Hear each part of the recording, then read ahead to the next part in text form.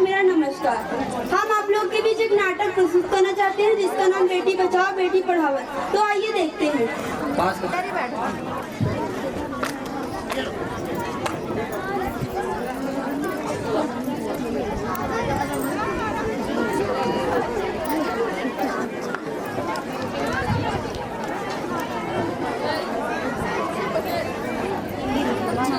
क्या हुआ, आप इतने परेशान क्यों दिख रहे हैं? परेशान तो रहूंगा ना पार्वती, आखिर एक बेटी का बाप तो ठहरा। पर हमारी अब उसके हाथ पीले करने का समय आ गया है। हमारी अनंदी तो सिर्फ 9 वर्ष की है। उसकी उम्र खेलने कूदने और पढ़ने लिखने की है। देख पार्वती, लड़कियां पराया धन होती हैं, उन्हें जितनी घर से विदा कर देना चाहिए उतना ही अच्छा है। आज आनंदी की पढ़ाई लगी पर बापू, इसमें मेरी क्या गलती है? तेरी गलती है आनंदी, तू एक लड़की है। लड़का होती तो क्या बापू?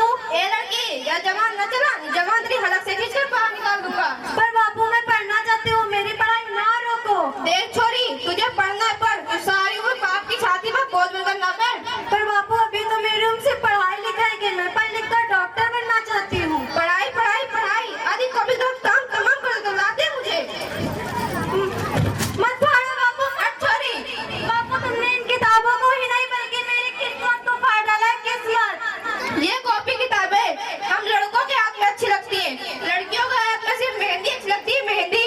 पर बापू, हमारे यहाँ तो लड़का लड़की दोनों को ही आंखों के समान मानते हैं। देख छोरी, तू ये एहसान मान कि अब तक तो जिंदा है। तेरा बचपन में गला दबा कर मार दिया होता, तेरी बाबा मछली पड़ती है आज। पर बापू, मुझे चूल्हा जलाना अच्छा नहीं लगता है।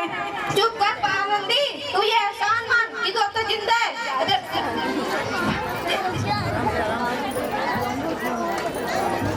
देख छोरी, जितना तू चुराना सीख ले उतना ही तेरे लिए अच्छा है। तेरा क्या करके कल होके रहेगा।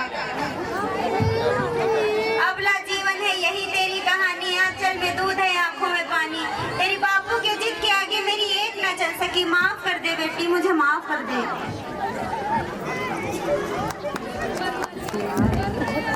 तो इस प्रकार मात्र 9 वर्ष की छोटी उम्र में आनंदी का विवाह गोपालराव जोशी से हो गया। बाल विवाह एक सामाजिक कुप्रथा है और इस कुप्रथा का आनंदी को शिकार होना पड़ा। 5 वर्ष बाद आनंदी 14 वर्ष की हुई। उसके घर में एक शिशु ने जन्म लिया। तो आइए देखते हैं आगे क्या हुआ। अरे मेरा बेटा है, उठो, आंखें खोलो, देखिए ना इसे क्या हो गया है। इसका माथा तो अंगार की तरह दब रहा है। इसे तो बहुत तेज बुखार है। आप भी ना कुछ भी बोलते, दीजिए मुझे। तो जल्दी से वैद्य जी को बुला कर लाओ। ये तुम क्या कर रही हो आनंदी? भगवान की विभूति लगा रही हूँ। बस करो आनंदी, ये सब अंधविश्वास है। आप यकीन तो कीजिए, भगवान की कृपा से उसका माथा भी ठंडा हो गया, बुखार भी उतर गया है ना बाबू? देखिए, उठो बाबू, आंखें खोलो, देखो तुम्हें तुम्हारी माँ बुला रही है। बेटा उठो, बेटा आंखें खोलो, देखिए ना इसे क्या हो गया, बोल क्यों नहीं रहा है? आनंदी, अब हमारा बच्चा कभी भी आंखें नहीं खोलेगा। नहीं, ऐसा नहीं हो सकता। पागल मत बनो आनंदी। माधव, क्या? आनंदी बंद करो अपना पागलपन। भगवान ने नहीं तुम्हारी ये शिक्षा और तुम्हारा अंधविश्वास ने हमारा बच्चा छीना है। माइक में बोलो। यदि तुम आज पढ़ी लिखी होती तो हमारा शिशु आज जीवित होता। तुम अनपढ़ थी आनंदी, अनपढ़। नहीं, अब मैं अनपढ़ नहीं रहूंगी, मैं पढ़ूंगी ताकि कल किसी आनंदी को लाज के भाव में अपना बच्चा ना खोना पड़े। शाबाश आनंदी, यही तुम्हारे अपराध का प्रायश्चित है।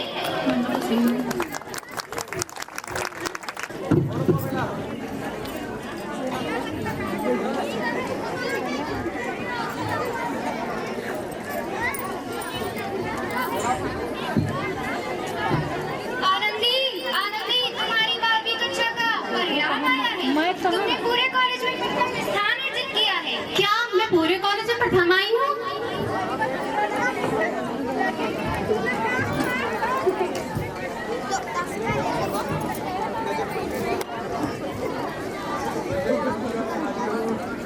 आनंदी, आनंदी, तुम्हारी मेहनत आज रंग लाई है। तुम्हें शिक्षावृत्ति मिली है।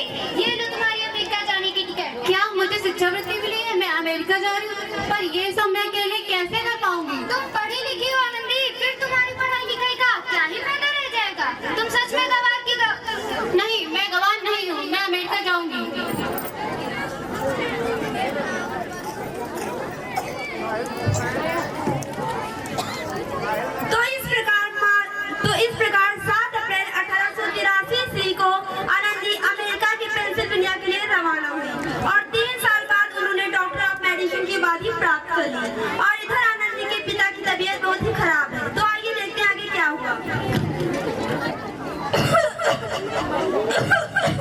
लगता है मेरे जाने का समय आ गया है, अब मैं नहीं बचूंगा। ऐसा मत बोलो, शहर के सिटी हॉस्पिटल में अमेरिका से डिग्री लेकर कोई बड़ा डॉक्टर आए, चलो वहाँ चल के दिखाते हैं। हाँ, कम से कम थोड़ी तसल्ली तो दिल को मिल ही जाएगी। चलो चलते हैं।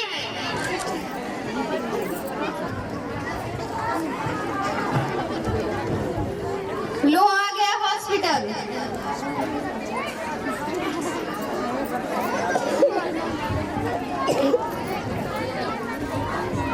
अरे इस मरीज की हालत तो बहुत ही ज्यादा खराब है, इन्हें अब कोई नहीं बचा सकता।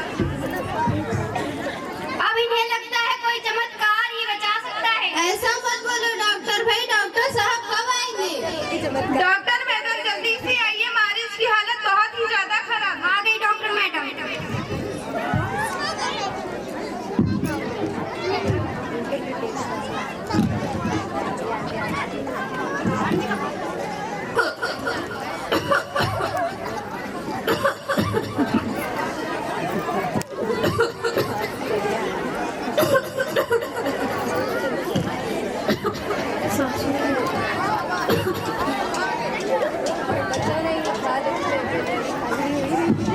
अभी खतरे से बाहर है।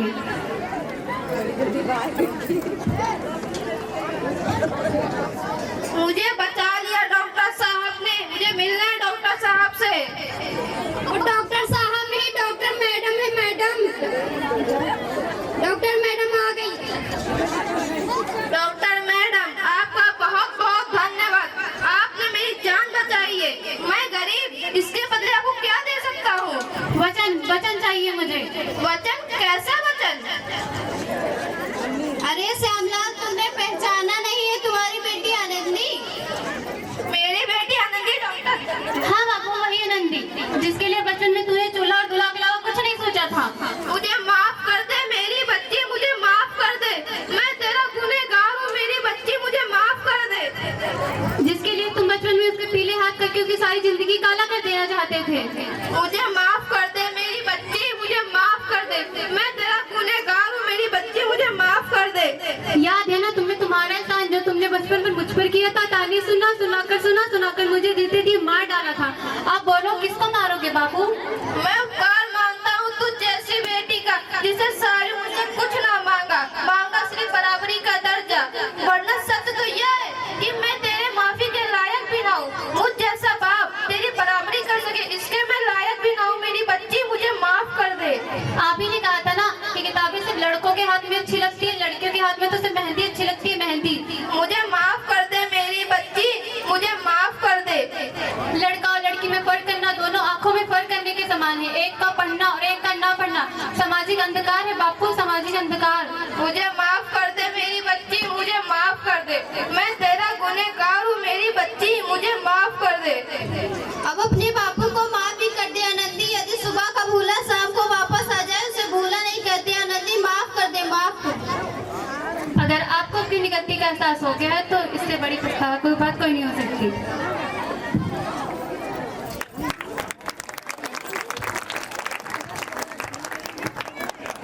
तो इस प्रकार आनंदीबाई जोशी ने अपनी मेहनत और अटूट इरादे से न केवल भारत की पहली महिला डॉक्टर बनी, बल्कि उन लड़कियों के लिए सुनहरा मौका दिखा गई जो जीवन में आगे चलकर कुछ करना चाहती थी। धन्यवाद। जय हिंद भारत। जिनकी कोई औलाद नहीं वो कितना गम सहते हैं। एक बेटी होती है, रो रो कर कहते हैं, बेटी को न समझने वालों सीधा नर्क में जाओगे। बेटी ही न होगी तो बहू कहाँ से लाओगे? लड़कों से ज्यादा लड़की माँ बाप की सेवा करती है, चाहे उसको जितना डांटो फिर भी तुम ही पे मरती है। लड़कियों पर जुल्म करने वाले खूनी तुम कहलाओगे। बेटी ही न होगी तो बहू कहाँ से लाओगे?